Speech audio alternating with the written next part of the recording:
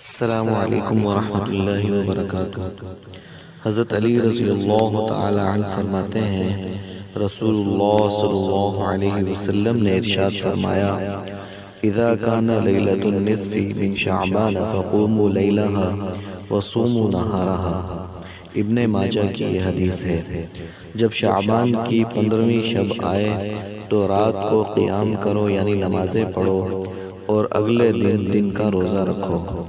اس حدیث سے شعبان کی 15 تاریخ کے روزے کا حکم معلوم ہوا، یعنی شب برات کے بعد جو دن آتا ہے 15 تاریخ، اس تاریخ کو روزہ رکھنا، شعبان کی 15 تاریخ کو روزہ رکھنا یہ مستحب ہے۔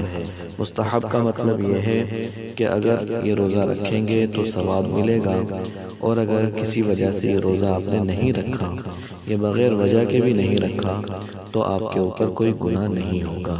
السلام علیکم ورحمۃ اللہ وبرکاتہ۔